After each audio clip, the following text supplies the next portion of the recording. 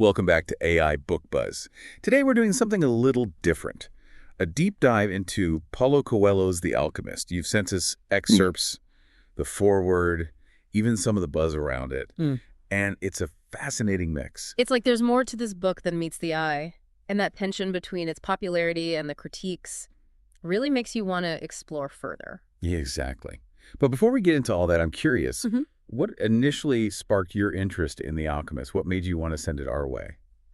Well, it's hard to ignore a book that's been translated into over 80 languages and embraced by everyone from Oprah to Bill Clinton. There's clearly something about it that resonates deeply with people from all walks of life. That's a wide range for sure. It makes you wonder what common thread they're all finding in it. And that's where Coelho's own experience with the book becomes so interesting. In the foreword, he talks about how The Alchemist was initially a failure, rejected by his publisher, but he never gave up on it because it was so deeply intertwined with his own personal legend. Right, that idea of pursuing your true calling. And for him, that treasure was writing itself. Exactly. He even says he still feels the same emotions now, years later, as he did when he first wrote it. It's like the book holds a kind of magic for him, a connection to something profound. I could see why that would make it so powerful for readers, too. Yeah. If the author feels that strongly about it, Yeah. it's bound to seep through the pages. And it makes you wonder if part of its appeal lies in that universality he talks about, this idea that it transcends cultural boundaries. Because at its heart, it's about a shared human experience, the search for our own personal treasure. Okay, so we've got this intriguing backdrop of personal experience and universal themes. But what about the story itself? I remember it starting with that retelling of the Narcissus myth. What's going on there? That prologue is fascinating. It takes a familiar myth and adds a twist. Narcissus isn't weeping for his lost life, but for the beauty he sees reflected in the lake. It's like he's mourning the loss of self-awareness, of a deeper connection to something beyond his physical form. So right from the start, it's making us question our assumptions about a classic story. What do you think that sets up for the main story of Santiago and his journey? It hints at the idea that self-discovery might be more complex than simply looking inward. Maybe it's about finding our reflection in the world around us, in the experiences we have, in the connections we make. It sets the stage for a search for meaning that goes beyond the superficial. I like that. It's like looking for your reflection not in a mirror, but in the whole world. Okay. But remind us, who is Santiago and what sets him off on this journey in the first place? He's a shepherd in Andalusia, living a simple life, until he has a recurring dream about finding treasure at the Egyptian pyramids. It's so vivid, so compelling, that he can't shake this feeling that he's meant to go find it. That's a pretty bold move, just dropping everything to chase a dream. Most of us would probably just hit the snooze button. Right. But that's part of what makes Santiago such a compelling character. He has this inherent trust in his intuition, this belief that there's something more out there for him. And that initial leap of faith is what sets the whole adventure in motion. So he's not afraid of the unknown. He's drawn to it. What happens when he actually starts to pursue this dream? Who does he encounter along the way? Well, early on, he meets an old woman who interprets his dream, confirming that the treasure is real and worth pursuing. But then he has a truly pivotal encounter with Melchizedek, the king of Salem. This is where things get really interesting. Okay. I'm intrigued. What makes this king so special? He introduces Santiago to the concept of the personal legend, this idea that each of us has a unique purpose, a path we're meant to follow. And he gives Santiago 2 stones, Urim and Thummim, to help him read the omens along the way. It's like he's giving him the tools and the encouragement he needs to embark on this journey of self-discovery. So this king isn't just some random character. He represents a belief in something bigger than ourselves, a force that guides us towards our true path. Exactly. And he emphasizes that the universe will conspire to help you achieve your personal legend when you truly desire something. It's a powerful message about the interconnectedness of our desires and the forces that shape our destiny. I can see how that would resonate with people. But I have a feeling Santiago's journey isn't all smooth sailing. Right. What kind of setbacks does he face? Oh, he definitely encounters his share of challenges. In fact, shortly after this inspiring encounter, he gets robbed. Everything he'd saved for his journey is gone, and he's left stranded in a foreign land. It's a moment that forces him to decide whether to give up or find another way forward. It's a gut punch for sure. Yeah. So what does he do? Does he crawl back home defeated? Not at all. He chooses to persevere, demonstrating a resilience. That becomes a hallmark of his character. He ends up working for a crystal merchant in Tangier, using his ingenuity and resourcefulness. to help the merchant improve his business. Okay, so he's not just sitting around feeling sorry for himself. Yeah. But this crystal merchant, is he just a way for Santiago to make some money? Or is there more to it? There's definitely more to this encounter. The crystal merchant represents those who have dreams, but are afraid to pursue them. He's settled into a routine, a comfortable but unfulfilling existence. Santiago's presence challenges his perspective and reignites his own longing for something more. It's like Santiago is a catalyst for change. Yeah. Not just for himself, but for the people he meets along the way. He's shaking things up. Yeah. And making them question their own paths. Exactly. And each interaction, each challenge, teaches Santiago something new about himself, about the world, and about his own personal legend. He's constantly evolving and growing through these experiences. Okay, so he works for the crystal merchant, learns some valuable lessons, and I'm assuming eventually saves up enough to continue his journey. Does he finally make it to Egypt? He does. He joins a caravan crossing the Sahara Desert, which presents a whole new set of challenges and experiences. He learns about the desert's wisdom, the power of omens, and the importance of listening to his heart. Wait, hold on. Listening to his heart, literally. Yes. It's not just about physical sensations, but about tapping into intuition, that inner voice that guides us toward our true path. The story suggests that our hearts are connected to something larger, a soul of the world, a universal consciousness that permeates all things. Okay, I see it. It's symbolic, but also about trusting your gut instincts. Yeah. Like, sometimes you just know something deep down. Yeah. Even if you can't explain it logically. Exactly. And that's what the story is encouraging us to do, to pay attention to those subtle nudges, those intuitive whispers, because they might be leading us towards our own personal legend. This is already a pretty epic journey. We're talking about crossing the Sahara Desert. Does he meet anyone else significant along the way? I have a feeling there's more to come. You're right. A very significant encounter happens at an oasis where he meets Fatima, a desert woman who captures his heart. This meeting creates a dilemma for him, the conflict between love and pursuing his personal legend.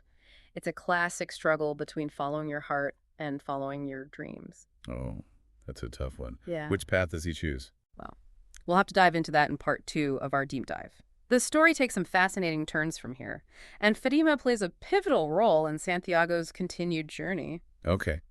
You've definitely piqued my curiosity. I can't wait to hear what happens next. We'll be back soon to continue our exploration of the Alchemist and uncover the deeper meaning behind Santiago's quest. Welcome back.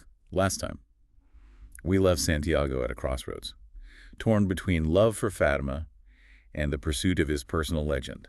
What happens next? Well, what's fascinating here is that Fatima, being a woman of the desert, understands the nature of a man's journey. She doesn't try to hold him back. In fact, she encourages him to continue his quest, assuring him that if their love is meant to be, it will endure. So she's not threatened by his ambition. That's a pretty mature and empowering perspective on love. It really is. It suggests that true love shouldn't be about possession or limitation, but about supporting each other's growth and evolution. And it reinforces the idea that sometimes letting go is the greatest act of love. That makes me think about those relationships, where one person tries to control the other's dreams or ambitions. It rarely ends well. Exactly. And Fatima understands that Santiago needs to fulfill his destiny, not just for himself, but for their love to fully blossom. It's a reminder that sometimes pursuing our individual paths can ultimately strengthen our connections. Okay. So Santiago continues his journey with Fatima's blessing and the alchemist as his guide. But they're in the middle of tribal wars. Yeah. Right? How does that play out? The tribal wars add a layer of danger and suspense, highlighting the unpredictable nature of life's journey. But they also provide a critical opportunity for Santiago to demonstrate his growth and tap into his intuition. He has a vision of an attack on the oasis and warns the tribal chieftains. Wow. So his intuition is getting stronger, giving him glimpses into the future. But does anyone believe him? Sounds like a tough sell. One of the chieftains, a wise old man, recognizes the truth in Santiago's vision. He represents the open-minded individuals we might encounter on our own journeys, those who are willing to trust their instincts and embrace the unconventional. This chieftain believes that when you need to know something, the universe will find a way to tell you. And in this case, Santiago is the messenger. So even amidst the chaos of war, there are still those who are receptive to the wisdom of the soul of the world. Like, there's always hope, even in the darkest of times. Absolutely. And by trusting his intuition and speaking up, Santiago not only saves the oasis, but also earns the trust and respect of the tribe. It's a reminder that sometimes The greatest risks lead to the greatest rewards. And it shows that our personal legends can have a ripple effect, impacting the world around us in unexpected ways. It's not just about our own self-discovery, but about contributing to something larger. Exactly. And this experience further solidifies Santiago's belief in his own abilities and the power of following his intuition. He's gaining confidence, wisdom, and a deeper understanding of his place in the grand scheme of things. We're getting close to the climax of the story now. Yeah.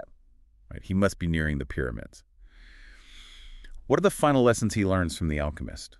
The journey through the desert becomes a metaphor for the inner work we must do to achieve our goals. Santiago learns about the soul of the world, the language of omens, and the importance of listening to the desert itself. He comes to understand that every experience, every encounter, holds a lesson if we're open to receiving it. So the desert is more than just a physical setting. It's a symbol of the challenges and transformative experiences that shape us. It's like our own personal crucible where we're tested and refined. Precisely. And the desert tests Santiago's courage, resilience, and ultimately, his ability to connect with the soul of the world. One of the most dramatic tests involves him having to literally turn himself into the wind. Hold on. Turn himself into the wind? That sounds impossible. How does that even work? It's a symbolic act, of course, representing a complete surrender to a power greater than himself. It's about letting go of control, trusting the flow of life, and recognizing our interconnectedness with all things. So it's about recognizing that we're not separate from the universe, but a part of it. Exactly. And Santiago, through sheer determination and a willingness to push his own boundaries, manages to achieve this seemingly impossible feat. This part always blows my mind. It's such a powerful image of surrendering to something bigger than ourselves and tapping into a power we didn't even know we had. And it's a testament to the transformative power of belief. Santiago wouldn't have been able to achieve this if he hadn't fully embraced the lessons of the alchemist and the wisdom of the desert. It shows that when we align ourselves with a greater force, we're capable of achieving extraordinary things. So he finally reaches the pyramids, having overcome countless obstacles and learned invaluable lessons. Does he find the treasure he's been seeking? He does eventually, but not in the way you might expect. This is where the story takes a surprising turn and reveals its deeper message about the true nature of treasure. When he arrives at the pyramids, filled with anticipation, he doesn't find chests overflowing with gold or jewels. Oh, so it's not a literal treasure. What does he find then? He starts digging at the spot indicated by his recurring dream, only to be mocked and attacked by refugees from the tribal wars. It's a moment of disillusionment, a reminder that even when we're close to our goals, life can throw unexpected curveballs our way. So even after all this, he still encounters violence and disappointment. It's like a final test of his faith. Yes, but it's in this moment of despair that a crucial realization emerges. One of the refugees, moved by Santiago's relentless pursuit of his dream, reveals that he himself had a recurring dream, a dream about a treasure buried, not at the pyramids, but back in Spain, under a sycamore tree in an abandoned church. Wait a minute. Isn't that the very same church where Santiago had his initial dreams all coming full circle? Exactly. And this is where the story's genius lies. The real treasure wasn't the gold, but the journey itself. It was the wisdom gained, the transformations experienced, the connections forged along the way. So the pyramids, the desert, the alchemist, they were all part of a grand design, leading him back to where he started, but with a newfound understanding of himself and the world? Precisely. The treasure under the sycamore tree represents the potential that was always within him, the personal legend that was waiting to be discovered. It's a reminder that sometimes what we seek is closer than we think, often hidden in plain sight. That's such a profound insight. It makes you question what treasures we might be overlooking in our own lives because we're too focused on looking elsewhere. Exactly. It challenges us to re-examine our own beliefs about what constitutes true wealth and to appreciate the value of the journey, not just the destination. Okay, so Santiago finds his treasure. But what about Fatima? He left her at the oasis to pursue his dream. Does he go back to her?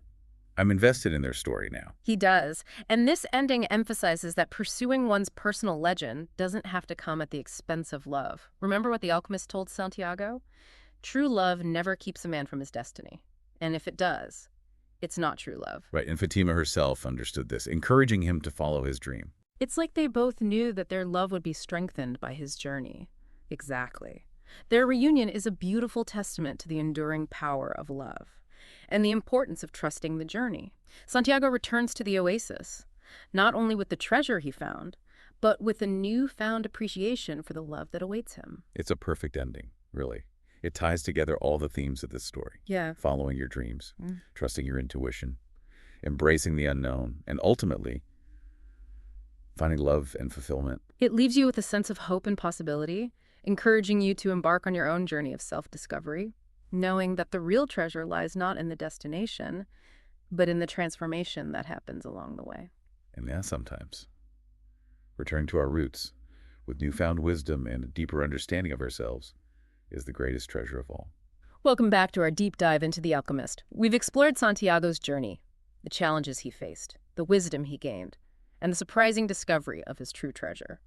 But there's one thing that's been bugging me. What's that? We talked about all the praise the alchemist gets, but we also touched on those whispers of criticism. Now that we've really unpacked the story, I'm even more curious about those contrasting viewpoints. That's a great observation, and it's natural for a book as popular as The Alchemist to attract scrutiny. Some critics find the language overly simplistic, the philosophy a bit too. Exactly. Like, is it really that simple? Just follow your dreams, and the universe will magically make everything fall into place. Life isn't always that straightforward. Right, and I think that's where the deeper layers of the story come in. Remember those moments when Santiago faced setbacks, doubts, even despair? He was robbed.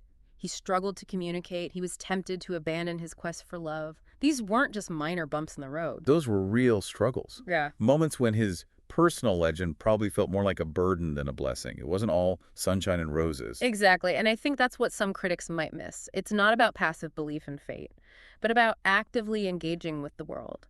It's about learning from challenges, adapting to changing circumstances, and making tough choices. So it's more about embracing the messy reality of pursuing your dreams, Mm-hmm. not expecting some fairy tale ending. Precisely. The personal legend isn't a guarantee of happiness or success, but a journey of self-discovery. It's about becoming the best version of yourself through the pursuit of something meaningful. And that process can be difficult, uncertain, even painful at times. It makes me think about those who might be quick to dismiss the alchemist as naive or overly optimistic. What if they're simply afraid to face that complexity? That's an interesting perspective. Perhaps they're uncomfortable with the idea that achieving our dreams requires effort, resilience, and a willingness to confront our own fears and limitations. Maybe they haven't yet allowed themselves to believe in the possibility of a personal legend. Or they're scared of what they might find if they truly listen to their own hearts. Which brings us back to Santiago's conversation with his heart, when it was afraid of suffering. Remember, the alchemist told him that the fear of suffering is worse than the suffering itself. Right. And avoiding those difficult experiences, playing it safe, might actually lead to more suffering in the long run, because we're denying ourselves the opportunity for growth and fulfillment. Exactly. It's a reminder that true living involves embracing the full spectrum of human experience. The joys and the sorrows, the triumphs and the setbacks, they're all part of the journey. So instead of looking for a roadmap to guaranteed happiness, the alchemist is offering us something much more valuable, a compass to guide us toward a life of meaning and purpose, even if that path is unpredictable and challenging at times. Beautifully put, and that's what makes this book so enduring. It's not a simplistic fairy tale, but a reflection of life's complexities. It's a testament to the transformative power of love for others and for ourselves, and a call to embrace the journey, with all its twists and turns, as the ultimate treasure. This deep dive has really given me a new appreciation for The Alchemist and its message. It's a reminder that we all have a personal legend waiting to be discovered, and that the journey itself is just as important as the destination. It's about awakening to the magic and the wisdom that exist within us and all around us. And realizing that maybe, just maybe, Yeah. those whispers of criticism come from those who haven't yet embarked on that journey of self-discovery. Perhaps, but hopefully. Our conversation today will spark their curiosity and inspire them to listen to their own hearts, embrace the unknown, and set out to find their own treasures. I hope so. And for those of you listening, don't forget to subscribe if this video helps and share it with your friends. Who knows? You might just inspire someone to embark on their own personal legend.